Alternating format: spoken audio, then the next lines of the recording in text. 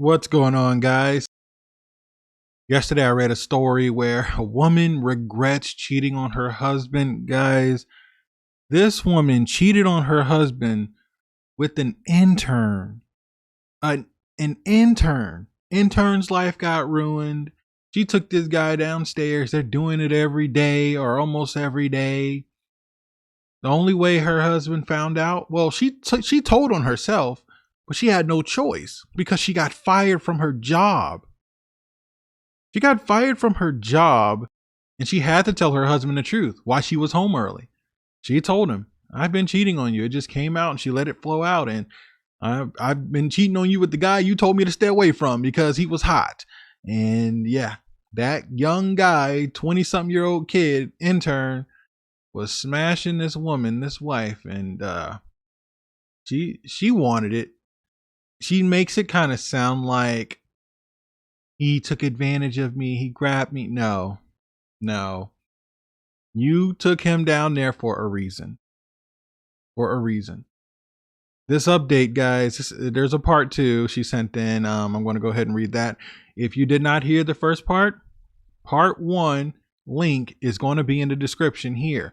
I'm also going to go to the part 1 video and I'm going to put part 2's link, which is this video. So whichever one you guys are watching, you can just go down, click it, and take you straight to the next one. But man, let's get into it. All right, I'm just call it part 2. Like I stated before, I found out I was dealing with an STD. I was devastated. That disgusting pig gave it to me, Fabio. Again, I'm not here to blame anyone but myself, but if he knew he had something, he shouldn't have stuck his Johnson in me, bare bone. But anywho, my divorce process itself crushed me. During it, I begged and begged my husband to speak to me, and he completely ignored me at the hearings. It's like I didn't exist to him anymore. That hurt so bad, but I know I created this issue. I can't blame anyone else, so I was going to do everything possible to get my husband back. I was hoping I'd get through. He didn't even toy around with me. The same day of our divorce hearing, the ending one, I knew finalization was set, and it was only a matter of time before getting the paperwork. I lost it. That's the night my sister took me to the emergency room, and days later I followed up with my primary care doctor to check on things, and that's when I discovered the STD. Just another slap in the face. My ex-husband never mentioned anything, so I'm sure he didn't catch anything. The one thing about it, since I went so long with the issue because I didn't know about it, it has reduced my chances of having a child, my doctor told me. Just one thing after another. This is complete bullcrap. One mistake has caused so much hurt and pain. I'm good now, but I never want to be in a relationship or have a child if it isn't with my ex-husband. He was my soulmate, my twin flame. Now he's gone, making another woman happy. Yes, I saw him with another woman, and we kind of had an altercation. But I'll start with when I first saw them. They were having a blast. This was at a barbecue joint in our city. She was feeding him cornbread, and I was so disturbed. He either was ignoring me. I know he saw me and just pretended to not notice me. I couldn't finish my food, and I left out, not boxing my leftovers to go. I even looked back to see if he may have noticed me, and nothing. His full attention was on his friend, or whatever she is to him. That crap broke my heart into several pieces. I sat in the parking lot for him and the girl to come out. Stalking. I'd hoped they drove separately. That would have told me that he hadn't moved on seriously just yet. They both got into his car and I followed them. They drove to a house just down the street. I drove past so I didn't look suspicious, and I circled back and parked at a couple houses down. I waited until it got dark, which was only like 40 minutes or so, and I snuck up to the house. On the side of the house, I could see into the living room, and they were making love on the floor. I sat outside that window, and I cried like a baby. Trying not to make any noise, It was so passionate, just how he was with me. Not just a wham wham thank you, ma'am, but it was passionate love. I miss that intimacy so bad. I'll probably never find it again. I sat there on the side of the house crying until I noticed a spider crawling on me. I brushed it off and looked back up into the window and noticed that they were gone. I snuck around back and I can see into the kitchen and nothing. I didn't see anyone. There was a gazebo in the backyard and I just went to sit there, thinking about the many ways I can win my husband back. Maybe I can send him flowers to his job, buy him tickets to a Cardinals game, tickets to a Snoop Dogg concert. He loves Snoop Dogg and always wanted to see him live again. Last time he did, he was in middle school or something like that. I just sat out there close to 3 hours. I noticed all the lights were out in the house when I looked up. I went back up front and my ex-husband's car was still there. I tried to see if the back door was unlocked, but it wasn't. I didn't even attempt to try the front. I went to my car and I just sat there. I sat in that car until the morning. I didn't even sleep. I saw my ex-husband head out early around 7 a.m. and I followed him.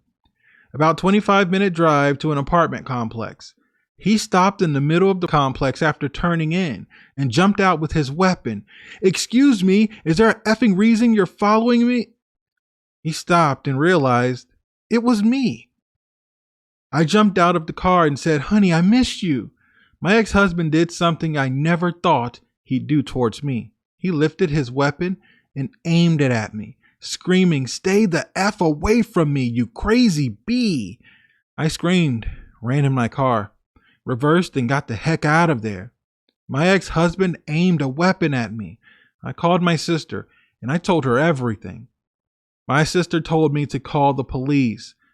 So that's what I did.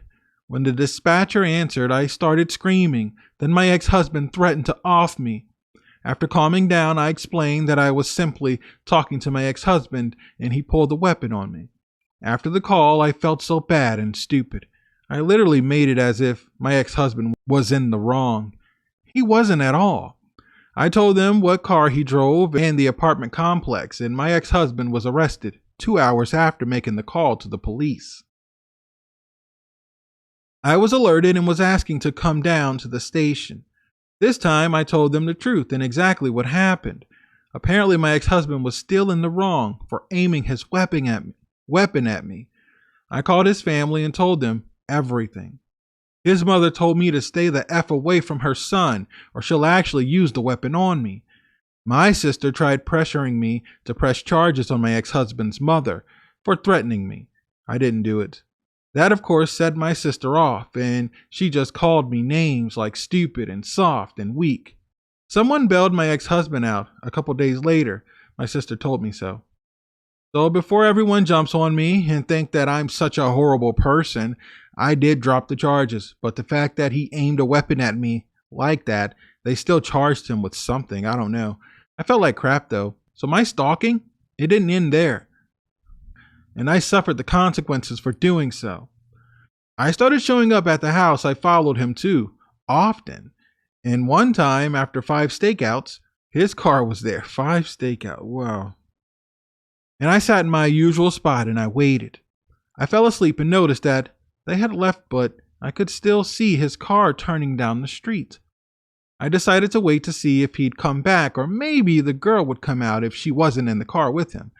They came back about 15 to 20 minutes later. And before the car turned into the driveway, it stopped. I can see my ex-husband and the girl in the car, and my ex-husband was pointing at me. He pulled into the driveway quickly, and the girl came storming out towards my car. My ex-husband was yelling for her to come back, but she was feisty. But she was a feisty firecracker.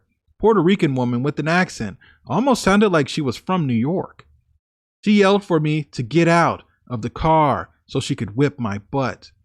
I rolled down the window a little bit and said I was going to step out and we're going to have a civilized adult conversation. I stepped out and she immediately grabbed my hair, pulled me down, and started throwing uppercuts to my face. I cried and my ex-husband pulled her off of me. She got one last kick straight into my nose. It didn't break, but it hurt so bad. I went straight home. My first instinct was to call my sister once I got home, but I didn't. The police didn't need to be involved. I caused this. It was my fault. I called off of work for a week. I said I was sick. By the way, I did find a new job, and they don't know about why I was fired from the last one. I told them I left because I wanted more responsibilities. I'm a lead at this new company. I called off to give myself several days to heal. When I returned, that lady kicked her butt. When I returned to work, I told a friend everything that happened. And my colleague said that I truly didn't do anything wrong. All I'm doing is fighting for what's in my heart. Fighting for love. It's obvious that I still love my husband, but he just doesn't see it, or he's fighting against it. No one is meant to be alone. We aren't designed that way. If our love was true before I cheated, then it should be able to overcome any and everything, no matter what. I can honestly say if my ex-husband had an affair on me, that I'd forgive him. I'd be upset and demand we go to counseling, but I'd forgive him. I also took the steps to try and understand why I cheated on my husband. My therapist had me write it down and recite it to myself out loud in front of her. I was surprised that I wrote these things down. By the way, we went through a hypnosis exercise, and these are what I jotted down. Number 1, I realized I was settling. Number 2, my relationship wasn't the right fit. Number 3, I felt lonely. Number 4, the relationship felt forced. Number 5, I never felt like we shared much intimacy. Number 6, I wasn't happy at all. Number 7, I self-sabotaged because I was bored. Number 8, I needed more from my partner.